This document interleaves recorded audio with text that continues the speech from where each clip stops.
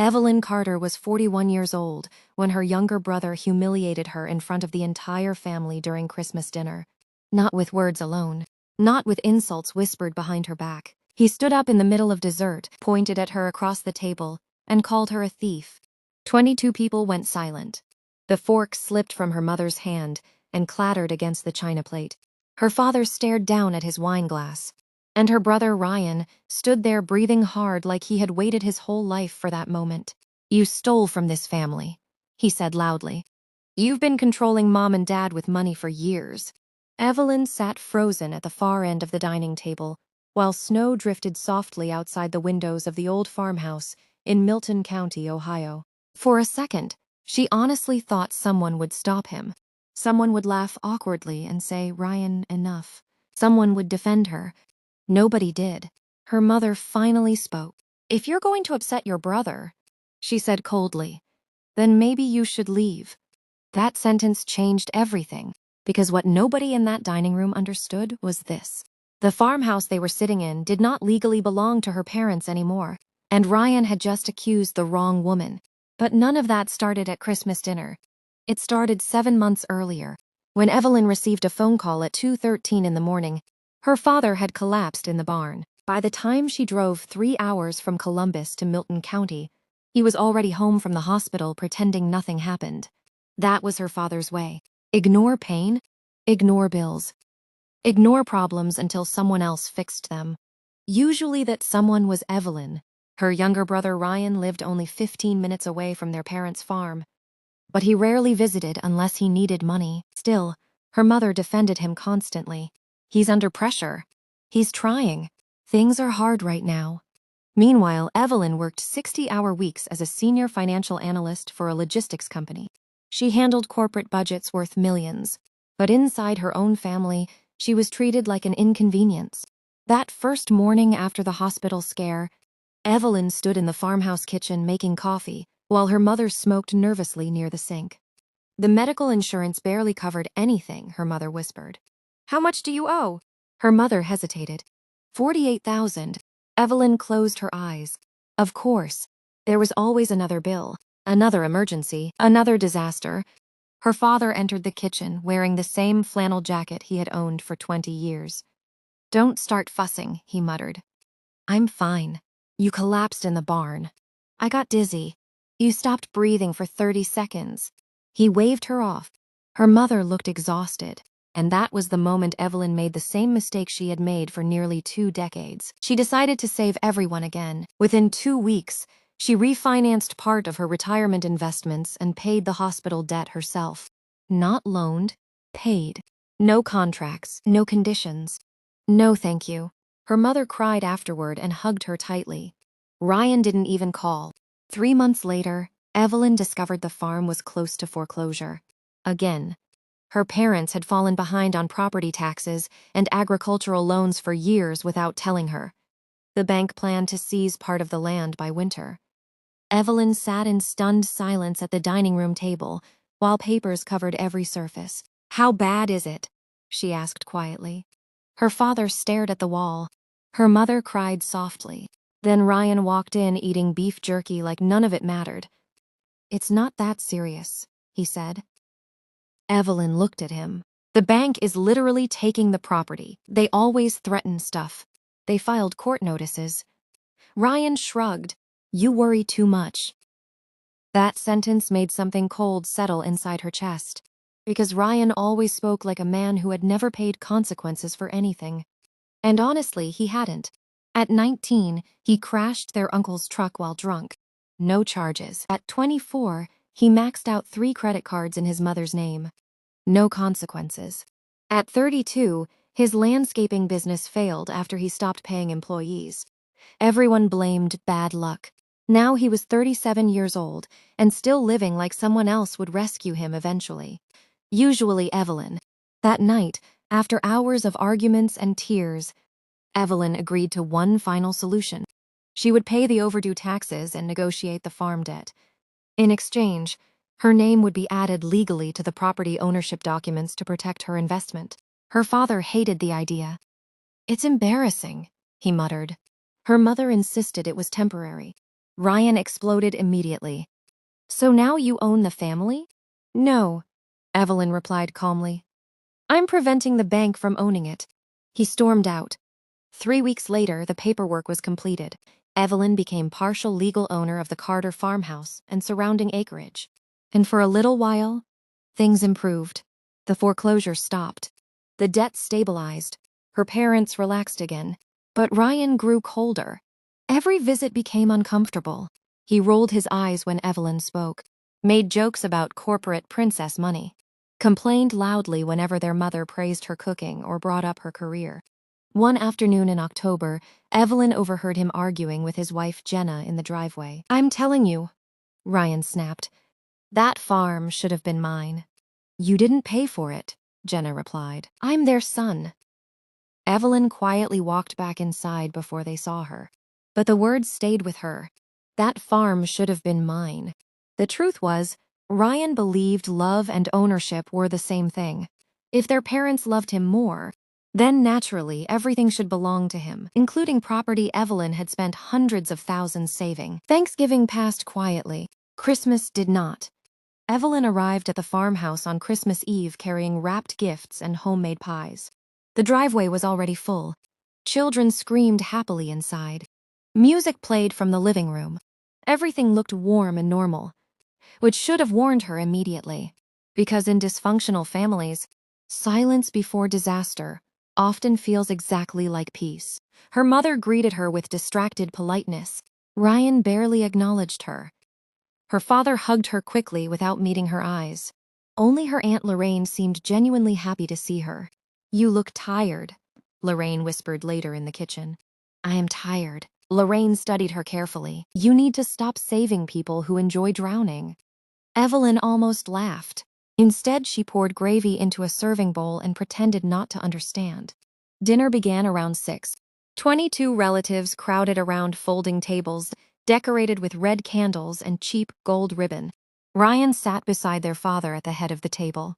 Evelyn sat near the far corner beside Aunt Lorraine, exactly where she always sat, close enough to help, far enough to disappear. Halfway through dinner, Ryan started drinking heavily. By dessert, everyone could feel tension building. Then Aunt Lorraine made the mistake that triggered everything. She smiled toward Evelyn and said warmly, Your father's lucky Evelyn stepped in when she did. Most people would have let the bank take the farm. Silence. Ryan slowly set down his fork. There it is, he muttered. Lorraine frowned. What? The worship service for St. Evelyn. Ryan, his mother warned softly. No, seriously, he said louder. I'm tired of hearing about how she saved everybody. Evelyn felt heat rising in her chest. Not tonight. No, tonight's perfect. He stood up suddenly. His chair scraped violently across the floor. You think writing checks makes you better than everybody else? I never said that. You didn't have to. His wife, Jenna, whispered desperately. Ryan, sit down. But he ignored her. Then he pointed directly at Evelyn. You stole this family. Every conversation stopped. Even the children went quiet. You bought Mom and Dad like property. Evelyn stared at him in disbelief. I paid debts you created. There you go again. Their mother looked panicked now.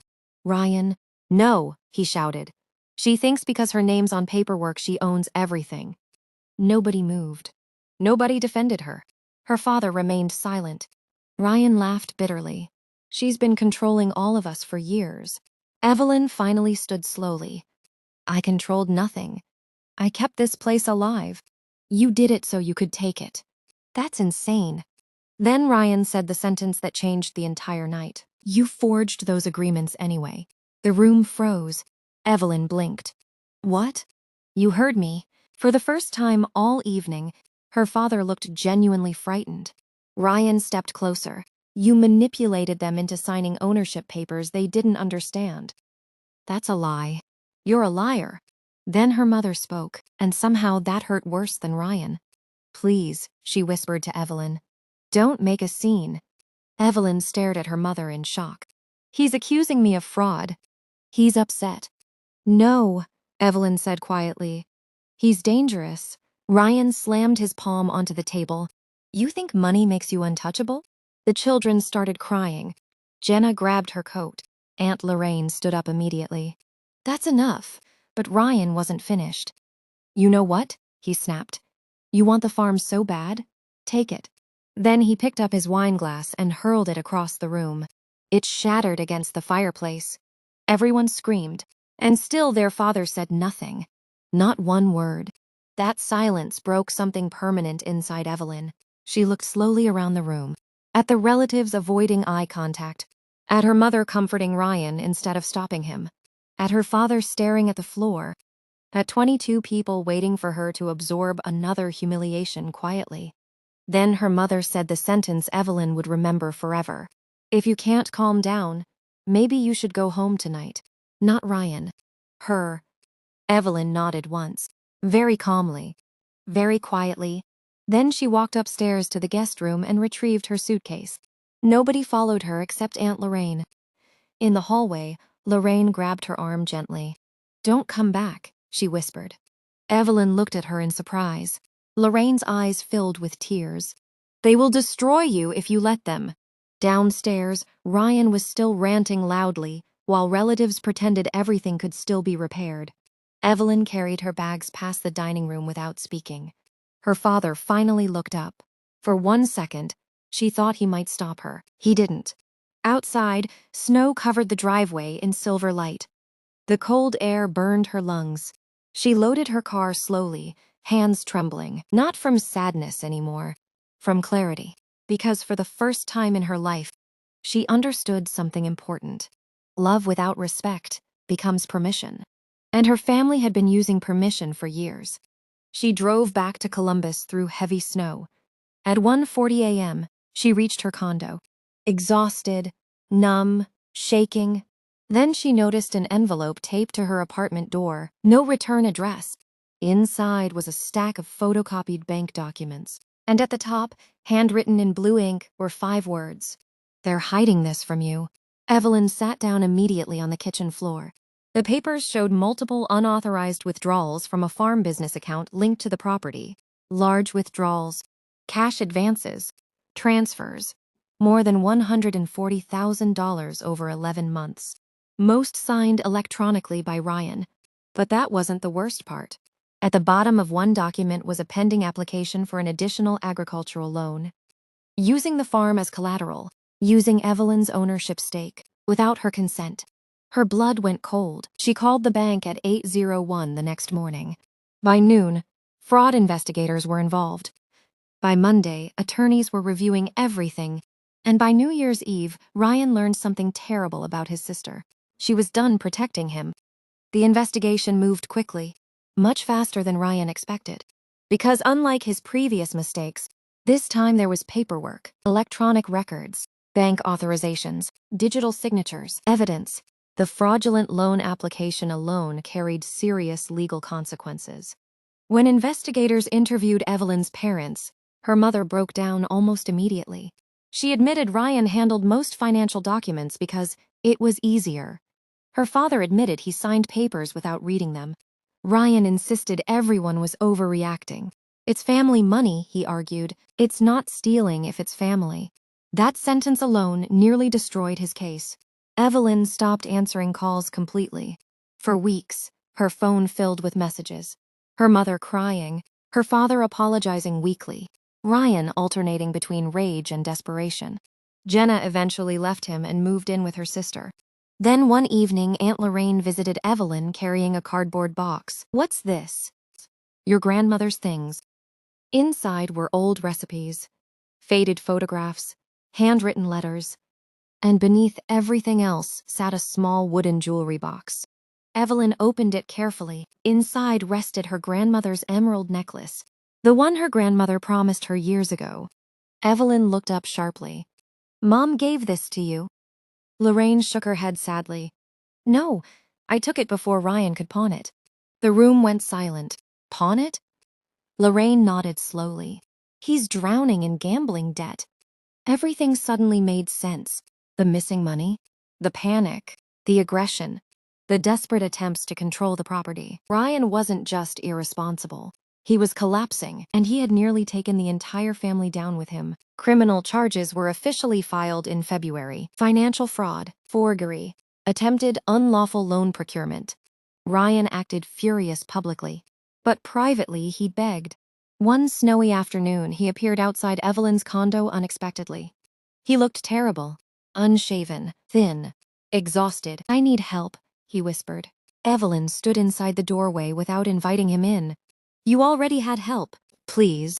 You accused me of stealing from the family." "I was angry. You committed fraud." He looked down. "I thought I could fix it before anybody noticed." That sentence made Evelyn feel strangely calm, because it explained her entire family dynamic perfectly. Everyone in that family believed consequences could always be delayed. Ignored, softened, forgiven, passed on to someone stronger. Usually her, but not anymore. "You need a lawyer," she said quietly. Then she closed the door. Ryan accepted a plea agreement 3 months later. No prison time, heavy restitution, mandatory financial counseling, 5 years probation. The farm survived, barely, but only after Evelyn legally removed herself from all shared financial liability. She sold her ownership stake back to her parents for $1 and a signed release agreement. Aunt Lorraine asked why. "You could have kept everything." Evelyn smiled sadly. "I don't want the farm anymore." "What do you want?" And after 41 years of rescuing everyone else, Evelyn finally answered honestly: "Peace." That spring, her father started therapy. Her mother stopped pretending Ryan was misunderstood. For the first time in decades, the family began speaking openly about money, favoritism, silence, and shame. It was ugly, painful, necessary. Some relationships survived. Others didn't. Evelyn visited the farmhouse only once afterward. Late April, rain falling softly over the fields. Her father met her outside near the barn. For several seconds, neither spoke. Then he said quietly, "I failed you." Evelyn looked at the muddy ground. "You failed yourself too." He nodded slowly. "I know." That honesty mattered more than excuses ever could. Before leaving, Evelyn walked through the farmhouse one last time. The kitchen still smelled faintly like cinnamon. The old clock still ticked too loudly. The floorboards still creaked near the stairs. But the house felt smaller somehow. Not because it changed, because she had. At the front door, her mother hugged her tightly and whispered through tears, "I thought keeping Ryan close meant loving him more." Evelyn pulled back gently. "No," she said softly. "It meant protecting him from becoming better." Her mother cried harder. But Evelyn did not stay to comfort her. Some grief belongs to the people who created it. Back in Columbus, Evelyn slowly built a quieter life. She adopted an older rescue dog named Walter, started gardening on her condo balcony, learned how to spend weekends without solving someone else's crisis. At first, the silence felt unnatural. Then it felt healing. One evening during summer, Aunt Lorraine came over for dinner carrying a small envelope. Inside was a photograph of Evelyn as a little girl standing beside her grandmother in a sunflower field. On the back, her grandmother had written, "Strong people deserve peace too." Evelyn stared at the handwriting for a long time. Then she framed the picture and placed it beside her kitchen window. Years later, when people asked about her family, she no longer lied. She no longer said, "Everything's fine." She simply said, "We went through difficult things," because healing doesn't always look dramatic. Sometimes healing is quiet. It's paying your own bills, cooking dinner in peace, answering the phone only when you want to, sitting in a home where nobody is waiting to use you. And sometimes healing means understanding that love without boundaries becomes sacrifice. The hardest lesson Evelyn ever learned was this: you can spend your entire life carrying people who never intended to walk beside you. And they will still call you selfish the moment you finally put yourself down. But that doesn't mean you were wrong for leaving. It just means they were comfortable with your suffering. One rainy evening in October, Evelyn stood on her balcony watching traffic lights blur against wet pavement, while Walter slept near the heater inside. The emerald necklace rested gently against her collarbone. For the first time in decades, no one needed money from her. No one blamed her for saving them. No one demanded she stay smaller to protect their pride. The silence around her no longer felt empty. It felt earned, and somewhere far behind her, down forgotten roads and cold family hallways, a farmhouse still stood beneath gray Ohio skies. But Evelyn no longer belonged to it. She belonged to herself. And finally, that was enough.